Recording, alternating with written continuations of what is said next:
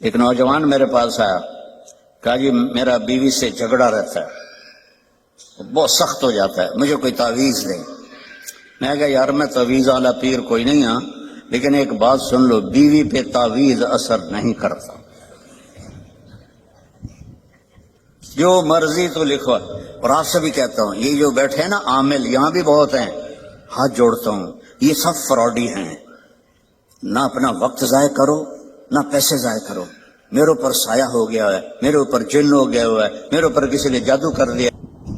ہمیں اللہ کے نبی نے کہا ہے کہ آخری دو صورتیں ہر جادو کا توڑ ہیں، قل اعوذ برب الفلق، قل اعوذ برب الناس۔ یہ پڑھو، کوئی جادو نہیں رہے گا۔ جادوگر اتنے بات کہنے پہ ہر ایک تے پھوکے ماری جاندے ہیں، اتنے ہزار دفعہ اے پڑھو، ایک ہانڈی لے آؤ، ہانڈی پھر تھوڑے وال پاواں گے، پھر اے کریں گے، پھر انہوں دم کریں گے، پھر انہوں زمین دباواں گے۔ اوے الو کے پٹھے ہیں سارے، اور آپ بے وقوف ہو سارے جو ان کے پاس جاتے ہو۔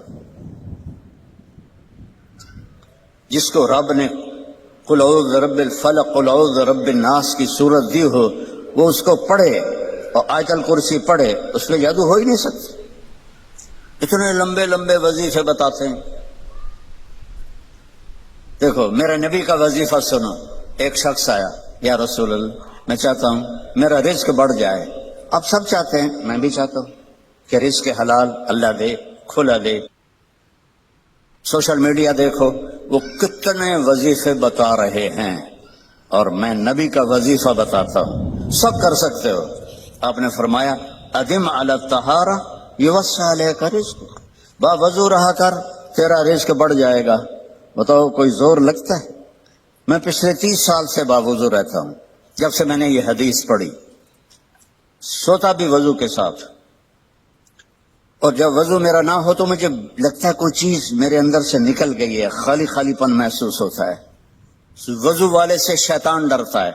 ایک دفعہ شیطان ہمارے نبی کے پاس آیا، آپ نے فرمایا یار یہ تو بتا تیرے دشمن کتنے ہیں؟ کہنے لگا جی 15 ہیں 15۔ تو آپ نے فرمایا کون کون؟ کا پہلا نمبر تو تہاڈا ہی ہے، پہلے دشمن تو میرے آپ ہیں۔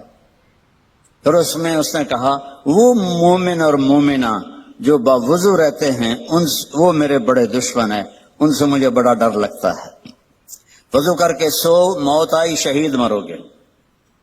وضو کر کے سو، وہ ایک فرشتہ ساری رات آپ کے لیے تسبیح پڑھتا رہے گا۔ وضو کی عادت ڈالو، شیطان آپ سے ڈرے گا۔ کتنا آسان وظیفہ میرے نبی نے بتایا۔ تو آپ نے گھروں کی زندگی سمجھائی، تو میں نے اس سے کہا بیویوں پہ تعویذ اثر نہیں کرتے۔ انہوں نے کہا پھر کیا کروں؟ میں کہا جب بھی کھانے پر بیٹھو 2-3 لقمے کھلا دیا کرو اپنے ہاتھ سے۔ کہا اس سے کیا ہوگا؟ میں کہا تو دیکھ لو کیا ہوگا۔ تو کچھ دنوں کے بعد اس کا فون آیا حال چال پوچھنے۔ میں نے کہا وہ میری بات پہ عمل کیا تھا؟ کہنے لگا نہیں۔ میں نے کہا کیوں؟ کہنے لگا شرم آتی۔ میں کہا الو دے پٹھے، کمزور نہ لڑ دیں تینوں شرم نہیں آتی؟ اللہ نے عورت کو کمزور پیدا کیا ہے۔ ایک شخص آیا حضرت عمر سے ملنے، تو لے کر آیا بیوی کی شکایت سے، وہ مجھ سے بہت لڑتی ہے۔ آگے دیکھا تو ادھر بھی بیگم نے چڑھائی کی ہوئی تھی، عمر جیسی شخصیت، وہ چھوٹے چھوٹے گھر، آواز باہر جا رہی۔ وہ تھوڑی دیر سنتا رہا، کہنے لگا تھے تو میرے کو بھی چوکھا کام ہے۔ وہ پیچھے مڑنے لگا، حضرت عمر کی نظر پڑ گئی۔ وہ بھائی خیریت کیسے آئے تھے؟ کہا جی جس کام واسطے آیا سی ادھر اتنے بھی ڈھیر سارا ہو رہا ہے، میں تانوں کی دساں۔ یعنی کیا ہے؟ کہا میری بیوی میں اس سے بہت لڑتی ہے۔ تو میں نے دیکھا آپ تو امیر المومنین، اتنی ہیبت تھی، نائی ان کے داڑھی کا خط بنا رہا تھا، ان کو چھینک آئی، حضرت عمر کو تو نائی کا پیشاب نکل گیا روب سے۔ تو وہ کہنے لگے آپ تو اتنے روب والے آدمی ہیں، وہ بیوی آپ کو کیا سنا رہی تھی؟ کہ دیکھو میرے پیارے، اس نے میرے بچوں کو پیٹ میں پالا، 9 مہینے اس کی تکلیف اٹھائی، اور ایک نہیں جتنے بچے پیدا ہوئے، یہ تکلیف جو عورت پہ گزرتی ہے وہ ہم تو نہیں جان سکتے۔ پھر اس نے ان کو دودھ پلایا، پھر وہ میرے کپڑے دھوتی ہے، پھر وہ میرے لیے کھانا بناتی ہے،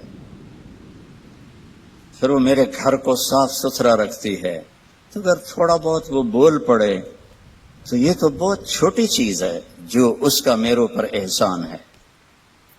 میں نے کہا جا، کھانے کا وقت تھا دوپہر کا، اس کو لقمہ کھلا پھر مجھے بتا۔ تھوڑی دیر کے بعد اس کا فون آیا، کہا مولانا صاحب وہ تو عجب ہی ہو گیا۔ میں نے کہا کیا ہوا؟ کہا میں نے اس کے منہ میں لقمہ ڈالا تو اس کا منہ ایسے کھلا رہے گا اور کہنے لگی کس نے پٹی پڑھائی ہے تمہیں؟ تو خود تو نہیں کر سکتا۔ کہنے لگا مجھے مولوی طارق جمیل نے یہ پٹی پڑھائی۔ تو اس نے ایسے جھولی اٹھائی اور انہوں نے کہا اللہ مولوی طارق جمیل کو اور اس کے بچوں کو زندگی دے جس نے تمہیں انسان بنا دیا۔ اچھا، ہمارے راجپوتوں کی ایک شاخ ہے رنگڑ، یہ بہت ہی کڑوے ہوتے ہیں، جیسے کریلا نہیں کڑوا ہوتا، ایسے وہ بائی نیچر کڑوے ہوتے ہیں۔ تو ایک ہمارے دو جماعت میں میرے ساتھ وقت لگاتے رہے مسلسل۔ اچھا، میں یہ گھر کی زندگی بتاتا ہوں، عام طور پر علماء نہیں بتاتے، صرف عبادت پہ اٹک جاتے ہیں۔ تو میں نے ایک دن ان کو فون کیا، آگے ان کی بیگم نے اٹھایا، کون بول رہا ہے رنگڑی میں؟ میں نے کہا طارق جمیل بول رہا ہوں۔ اچھا، میں نے کہا صدیق بھائی کدھر ہیں؟ باہر گیا ہے۔ میں نے کہا بتا دینا اس کو میں نے فون کیا تھا۔ کچھ عرصے بعد اس کا فون آ گیا صدیق بھائی کا، اور ہنستا جا رہا۔ میں نے کہا کیا ہوا بھائی صدیق؟ کب میں گھر آیا تو میری بیگم نے کہا کہ وہ تھارے مولوی کا فون آیا تھا۔ میں نے کہا کون سا؟ کہ وہی جس نے تمہیں رنگڑ سے انسان بنا دیا۔ کہنے لگے، میں نے کہا اللہ کی بندی میں پہلے انسان نہیں تھا؟ کہا نہیں۔ تو کیسے؟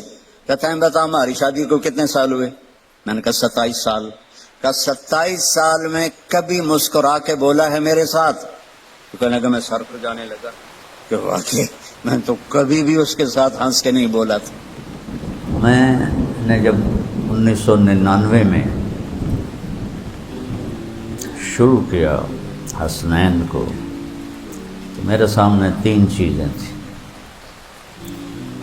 ایک ان کا علمی رسوخ ہو، جس کے لیے عربی کا سمجھنا بہت ضروری ہے۔ تو عربیت ایک چابی ہے، دینے والا پڑھتا ہے۔ دوسری میری تمنا تھی کہ ان کے اخلاق اچھے ہوں۔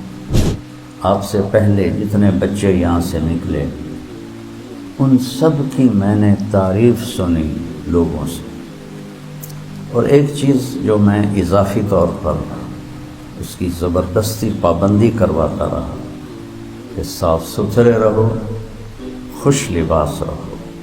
تو مجھے یہ ساری چیزیں وصول ہوں کہ یہ آپ کے بچے دور سے پہچانے جاتے ہیں۔ میں نے کہا کیسے؟